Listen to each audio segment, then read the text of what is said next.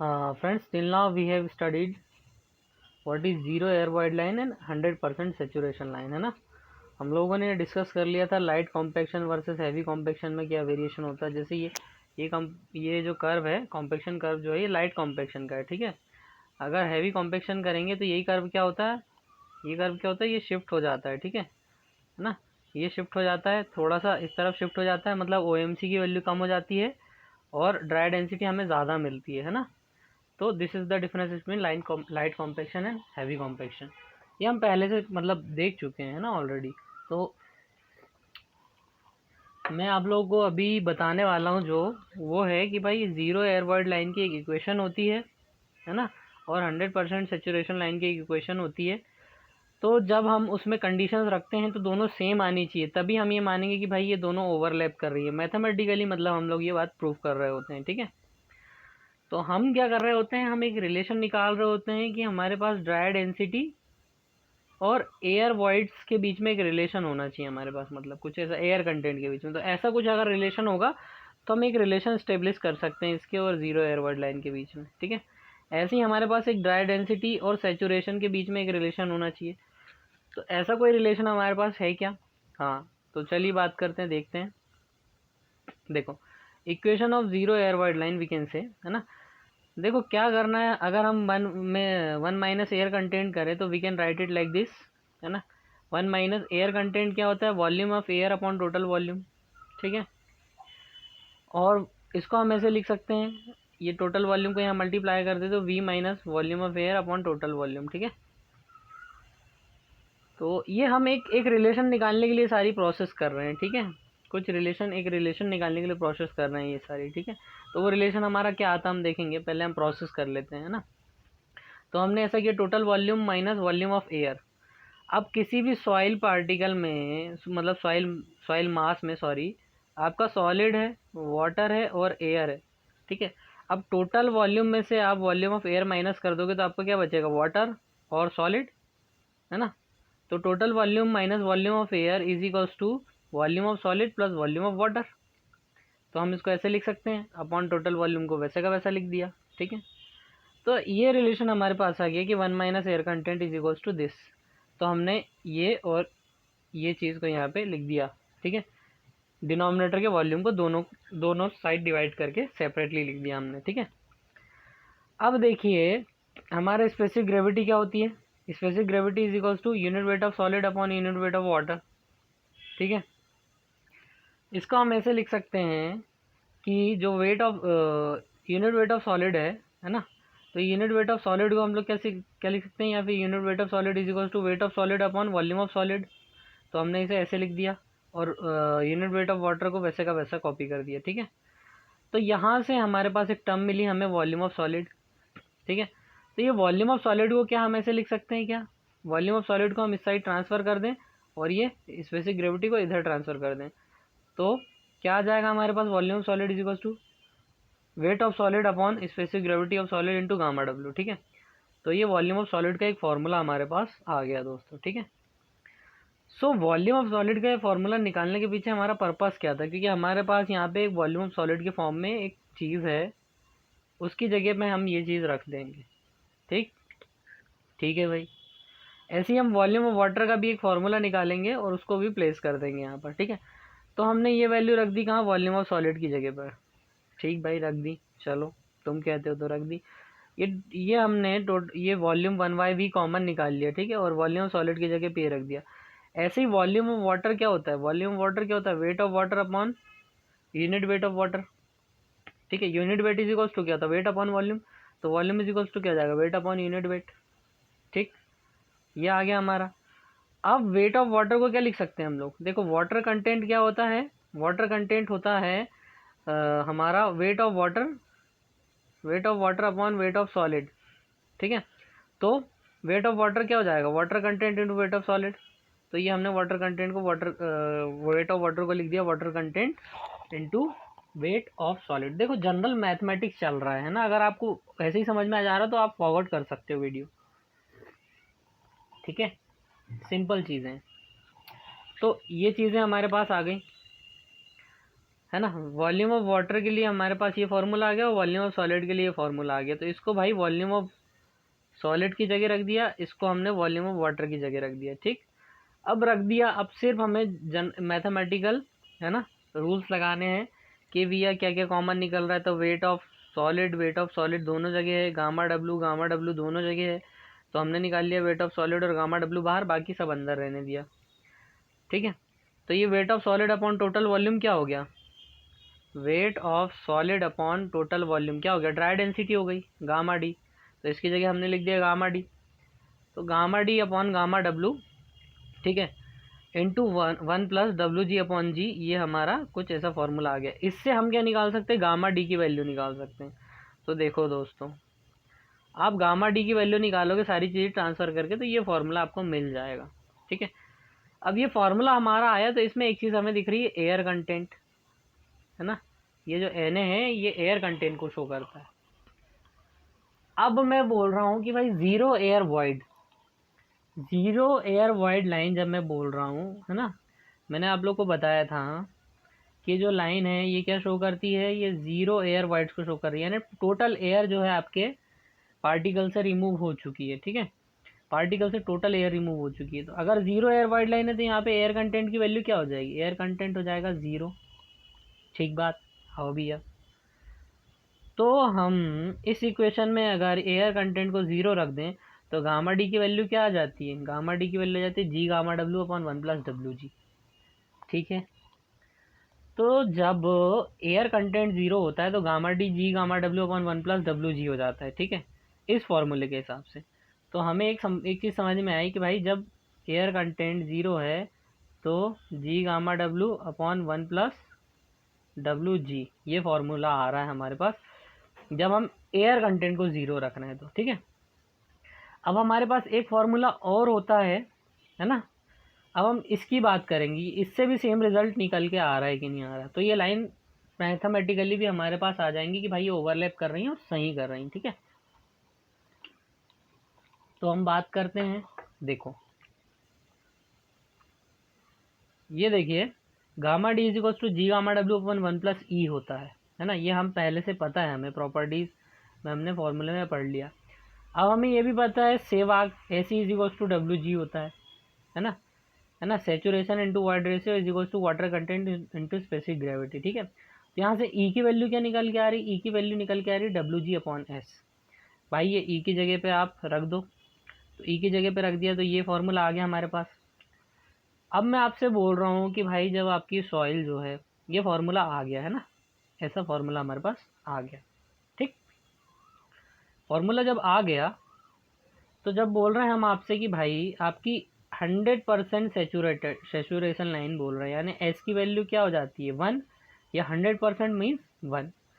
तो एस की जगह आप वन रख दो, यहाँ पे देखो इस एस की जगह आप वन रख दो, तो फार्मूला क्या आ जाता है, G gamma W upon one plus W G for fully saturated soil S is equal to one. तो G gamma W upon one plus W G आ गया 100% सेचुरेशन लाइन के केस में, और G gamma W upon one plus G आ गया किसके case में, आपकी ज़ीरो एयर वाइड लाइन के केस में, ज़ीरो एयर वाइड के केस में। तो भाई ये दोनों लाइनों की इक्वेशन हमारे पास ऑलमोस्ट सेम आ रही, इसलिए दोनों लाइन ओवरलैप करती हैं। ये बात हमने मैथमेटिकल प्रूफ कर दी। ठीक बात, आई होप आप लोग के समझ में आया होगा भाई, है ना।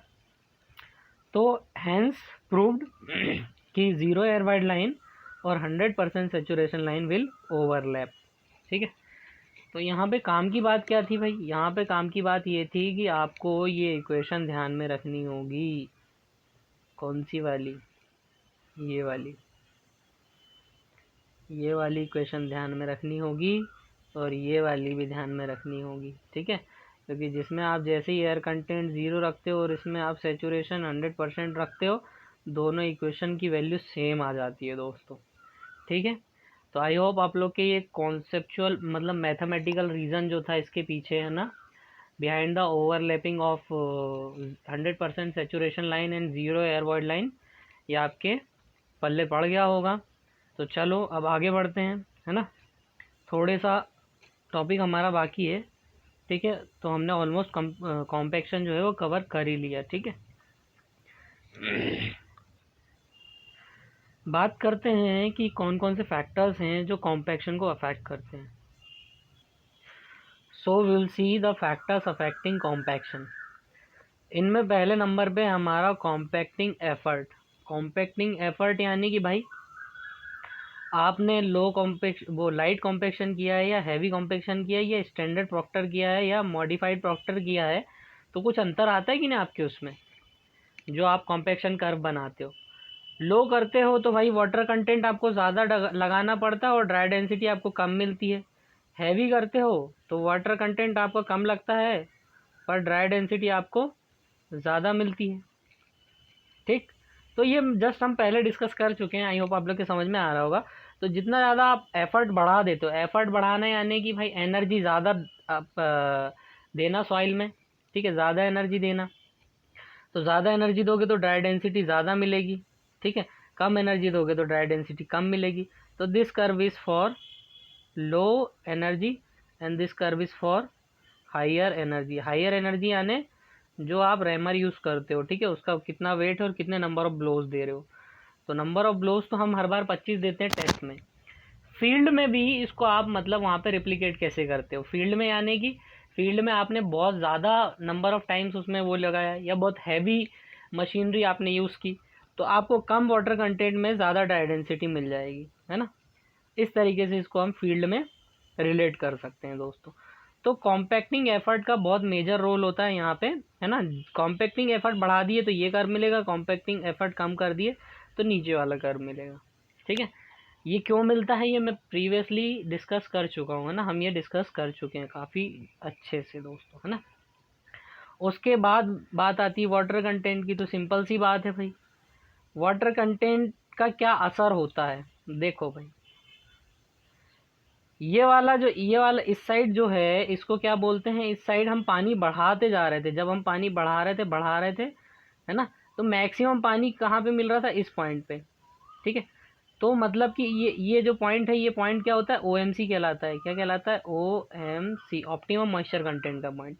यानी इस OMC के इधर क्या है, वाटर कंटेंट हमारा ज़्यादा है और इस लाइन के इस तरफ क्या है, वाटर कंटेंट हमारा कम है। हम ये एक मान के चल रहे हैं ये पानी को डिवाइड कर रहा है। तो जिस साइड कम वाटर कंटेंट है उसको हम ड्राई साइड ऑफ ऑप्टिमम बोलते हैं, ठीक है। इस साइड को ड्राई साइड बोलते हैं और इस साइड को हम लोग वेट साइड ऑफ ऑप्टिमम बोलते हैं। क्या बोलते हैं दोस्तों, वेट साइड ऑफ ऑप्टिमम। ये ध्यान में रखने वाली बात है, काफ़ी इंपॉर्टेंट बात है, ठीक है ना। तो wet side of optimum and dry side of optimum. ये वाले साइड को क्या बोलते हैं, ये वाले साइड को ड्राई बोलते हैं, ड्राई साइड ऑफ ऑप्टिमम। इस साइड को बोलते हैं वेट साइड ऑफ ऑप्टिमम। क्यों, क्योंकि वाटर कंटेंट इस साइड बढ़ता जा रहा है ना भाई, बढ़ता जा रहा है तो ज़्यादा गीलापन इस साइड है ना, इसलिए इसको वेट साइड बोलते हैं। ठीक, ये बात आप लोग समझ में आई होगी। तो जब ये बात समझ में आ गई है तो एक और बात समझो। समझने वाली बात है क्या, समझने वाली बात यह है कि जब वाटर कंटेंट कम होता है, वाटर कंटेंट कम होता है तो हमें ड्राई डेंसिटी कम मिलती है। हम जैसे जैसे वाटर कंटेंट बढ़ाते जाते हैं हमारी ड्राई डेंसिटी बढ़ती जाती है। देखो बढ़ती जा रही है ना।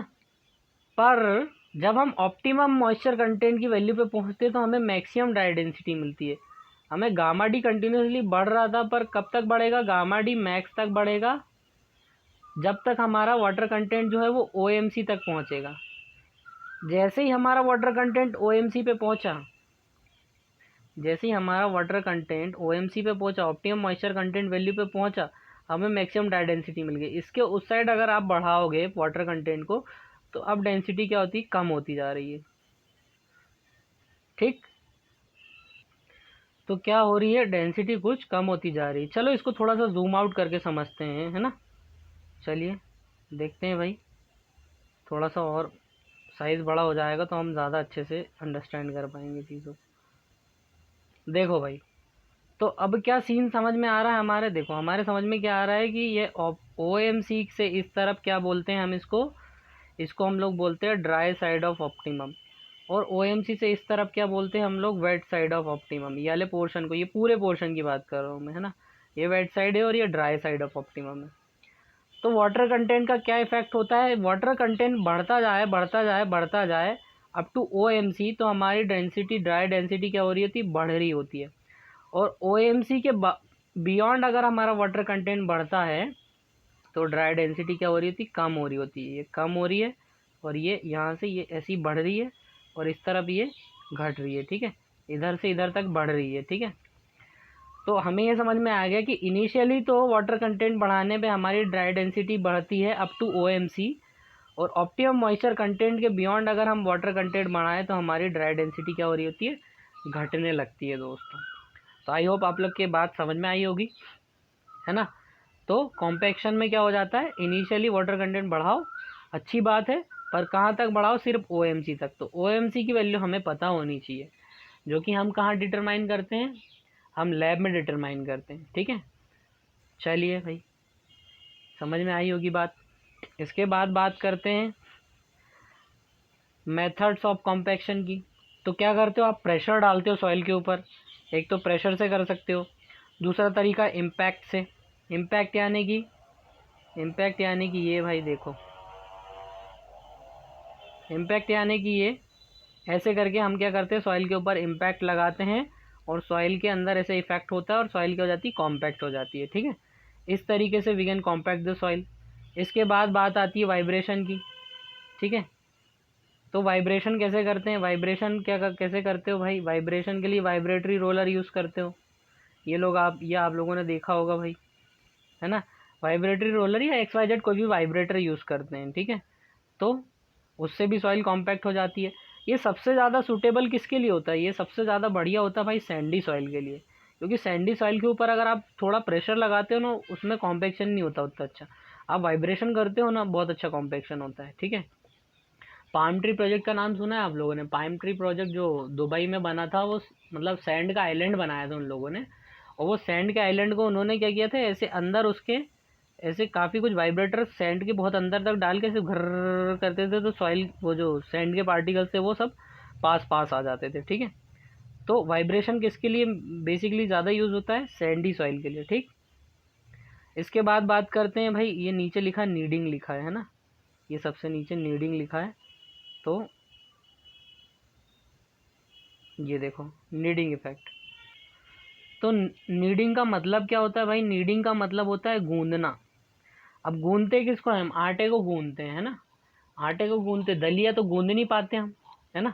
दलिए को क्या हम गूंद पाते हैं, आटे को गूंदते हैं। आटे को गूंदते यानी कि यहाँ पे मेरा कहने का मतलब ये है कि ये गूंदने वाली प्रोसेस जो होती है वो फाइन ग्रेन सॉइल के लिए ज़्यादा यूज़ होती है, ठीक है, क्योंकि आटा हमारा बहुत फाइन होता है कि नहीं। तो ये देखो कुछ ऐसा ये यूज़ होता है, ठीक है, ये वाला यूज़ होता है। ये देखो ये नीडिंग इफेक्ट डालता है, ये जो बाहर निकले हुए हैं ना, ये इससे ये नीडिंग इफेक्ट डालते हैं। ऐसा लगता है जैसे आप सॉइल को गूंद गूंद के कॉम्पैक्ट कर रहे हो, ठीक है। नीडिंग इफेक्ट बोलते हैं ये जो निकले हुए हैं यहाँ पे। सो आई होप आप लोग के समझ में आया होगा भाई, है ना। एक एक चीज़ काफ़ी डिटेल में समझना बहुत ज़रूरी होता है, समझते time are take your time, ठीक है। तो ये बात हमारे समझ में आ गई। इसके बाद बात करते हैं टाइप ऑफ सॉइल की। टाइप ऑफ सॉइल में सॉइल वेल ग्रेडेड है, पुअरली ग्रेडेड है, तो उसका क्या इफेक्ट पड़ेगा कॉम्पैक्शन में। जैसे मान लो वेल ग्रेडेड है, वेल ग्रेडेड यानी बहुत सारे ग्रेड्स अवेलेबल है, आपके पास बड़े बड़े बोल्डर्स भी हैं, आपके पास छोटी छोटी रेत भी है, और आपके पास क्ले के छोटे छोटे पार्टिकल भी हैं। तो ऐसी वेल ग्रेडेड सॉइल सबसे अच्छी कॉम्पैक्शन होती है, सबसे ज़्यादा इसकी डेयर डेंसिटी हमें मिल जाती है। क्यों मिल जाती है, क्योंकि भाई जो बड़े बड़े पार्टिकल हैं, उन पार्टिकल्स के बीच में ये छोटे छोटे पार्टिकल समझ आएंगे, है ना। ये छोटे छोटे पार्टिकल समझ आएंगे, और इन छोटे छोटे पार्टिकल के बीच में जो जगह रहेगी, उनमें हमारे ये बारीक वाले पार्टिकल समझ आएंगे। तो क्या हो जाएगी, सॉइल में बहुत ज़्यादा डेंस सॉइल हो जाएगी, बहुत ज़्यादा डेंस सॉइल हो जाएगी, है ना। तो जब हमारी सॉइल वेल ग्रेडेड होती है तो ड्राई डेंसिटी बहुत अच्छी मिलती है। तो कॉम्पैक्शन फैक्टर्स जो हैं, ये सॉइल मतलब ग्रेड ऑफ सॉइल बहुत बड़ा फैक्टर है। वेल ग्रेडेड सॉइल है तो बढ़िया कॉम्पैक्ट हो जाएगी। पुअरली ग्रेडेड सॉइल है, पुअरली ग्रेडेड सॉइल है यानी कि भाई या तो सिर्फ क्ले के पार्टिकल हैं, ठीक है, या तो सिर्फ सैंड ही सैंड है आपकी जो सॉइल है अलग से, है ना। तो सैंड ही सैंड है, तो जब ये कॉम्पैक्ट होगी भाई, तो ये देखो जब ये पास में आएंगे इसके पार्टिकल, तो इसके बीच का वॉइड जो वो खाली रह जाएगा। अगर यहीं पे इसके साथ सैंड के साथ क्ले भी होता, सैंड के साथ क्ले भी होता, तो ये पार्टिकल भी इसके बीच में नहीं घुस जाता, है ना। ये पार्टिकल इसके बीच की खाली जगह को भर नहीं देता ऐसे, कितना बढ़िया हो जाता। पर अगर हमारी सॉइल पुअरली ग्रेडेड है तो उसमें कॉम्पैक्शन उतना अच्छा नहीं हो पाता, ठीक है। तो ये सारी चीज़ें अफेक्ट करती। क्लेई सॉइल है तो क्लेई सॉइल के लिए अलग फंडे हैं, है ना। सैंडी सॉइल है तो सैंडी सॉइल के लिए अलग फंडे हैं, ठीक है। तो ये सारी चीज़ें अफेक्ट करती हैं कि कौन सी टाइप की सॉइल है, ठीक है। तो आई होप आप लोग की बात समझ में आई होगी भाई। अब देखो बात करते हैं effect of compaction on engineering property of soil, कि सॉइल की इंजीनियरिंग प्रॉपर्टी पे कॉम्पैक्शन का क्या इफेक्ट पड़ता है भाई। देखो एक सेकेंड, स्ट्रक्चर ऑफ सॉइल पे क्या इफेक्ट पड़ता है। देखो मैंने आपको ड्राई साइड और वेट साइड बता दिया था, इसको ड्राई साइड ऑफ ऑप्टिमम बोलते हैं, इसको वेट साइड ऑफ ऑप्टिमम बोलते हैं।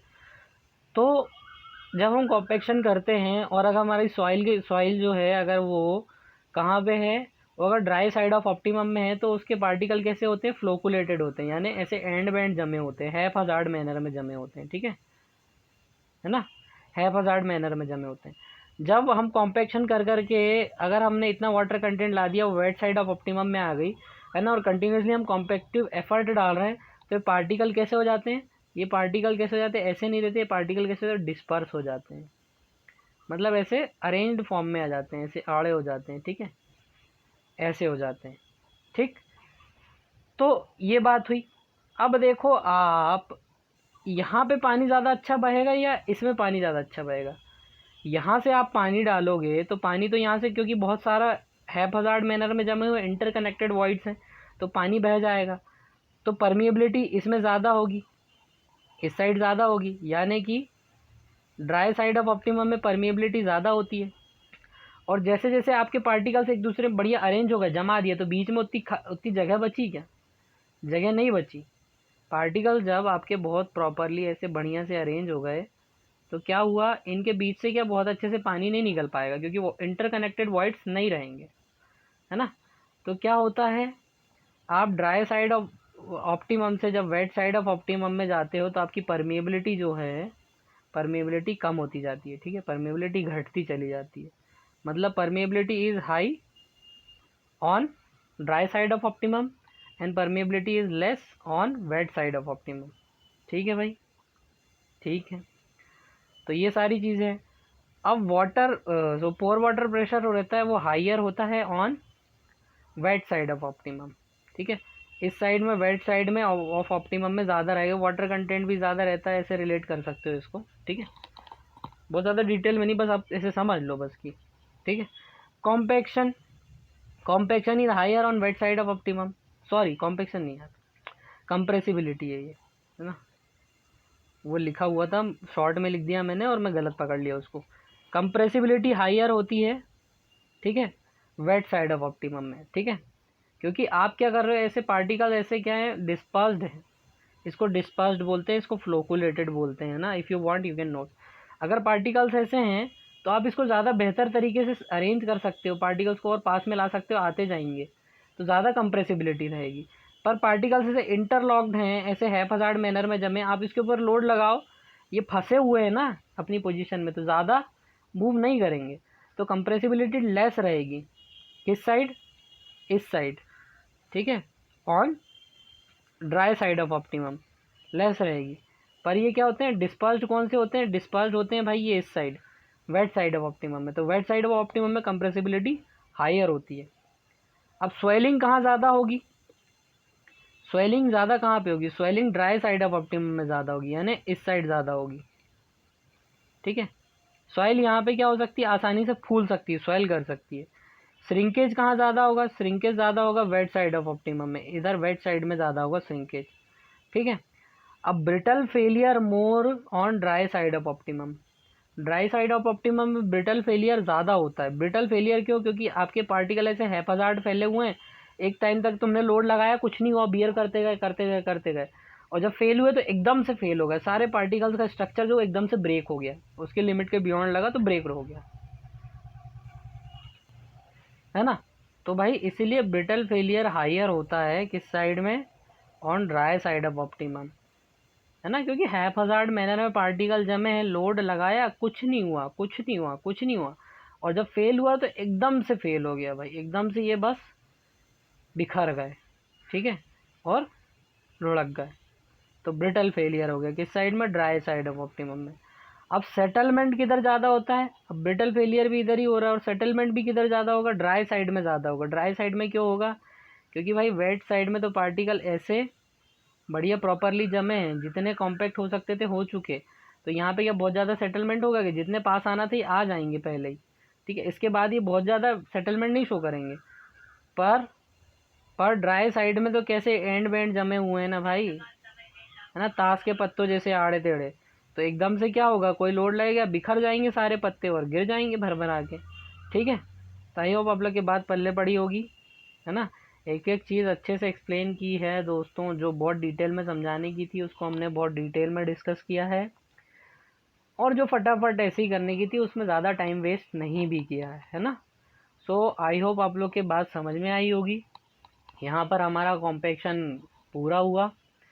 अब आपको जो काम करना है वो एक ही काम करना है कि जितना भी हमने पढ़ा उसको आप क्या करो, कंसाइज फॉर्म में, मतलब उसको एक शॉर्ट नोट फॉर्म में बना लो, और as much as numerical as possible आप लोग प्रैक्टिस करो, ठीक है। सो कमांड अब इस टॉपिक की पूरी डिपेंड करेगी आपकी अब, है ना, न्यूमेरिकल प्रैक्टिस पे। बाकी बहुत कॉन्सेप्चुअल चीज़ है, तो सारे कॉन्सेप्ट हमने डिस्कस कर लिए दोस्तों, है ना। एक एक चीज़ अच्छे से डिस्कस की है, तो आप लोग के समझ में भी आई होगी जब इतने अच्छे से डिस्कस की है तो, है ना। देखो कितनी सारी चीज़ें डिस्कस की हैं, है ना। अब आप विजुअलाइज भी कर सकते हो। जैसे मान लो कि भाई बात करते हैं हम कि हमें वाटर का वेट निकालना था यहाँ पे, तो हम क्या करेंगे, इससे ये प्लेट से प्लेट कैंसिल हो जाएगी, ड्राई सॉइल से ये लाल लाल ड्राई सॉइल कैंसिल हो जाएगी, बाकी बचा पानी। तो चीज़ें ऐसे हमने डिस्कस की हैं ना, डायग्रामेटिक, काफ़ी आसानी हो जिसमें बहुत कुछ हमने यहाँ पे देखा कॉम्पेक्शन में, है ना। ये एनर्जी देखी, लाइट कॉम्पेक्शन की, हैवी कॉम्पेक्शन की, ये टेस्ट में क्या वो होता है, सारा कुछ, है ना, ये सब कुछ देखा। ये डायग्राम से इतने बेहतरीन तरीके से हमने समझा, ठीक। तो आई होप आप लोग के पूरा समझ में आया होगा दोस्तों। और समझ में आया है तो लाइक करो, और नोट्स चाहिए तो नीचे कमेंट कर दो, है ना। ये पीडीएफ नोट्स लो, स्क्रीनशॉट लेके क्या करोगे, है ना, पीडीएफ नोट्स ही ले लो आप अच्छे से बढ़िया, उसको स्क्रॉल करके, ये वीडियो लेक्चर देख लिया इसके बाद भाई पीडीएफ को स्क्रॉल करके देखते रहो, बढ़िया सारी चीज़ें एक बार माइंड में क्या हो जाएंगी, रिवाइज हो जाएंगी, है ना। So thanks for watching EIQ। चलो भाई, है ना। नेक्स्ट टॉपिक हम लोग अर्थ प्रेशर थ्योरी, वो, हाँ, प्रेशर डिस्ट्रीब्यूशन वो करेंगे, डिस्कस करेंगे, है ना। Stress distribution. So thanks for watching दोस्तों।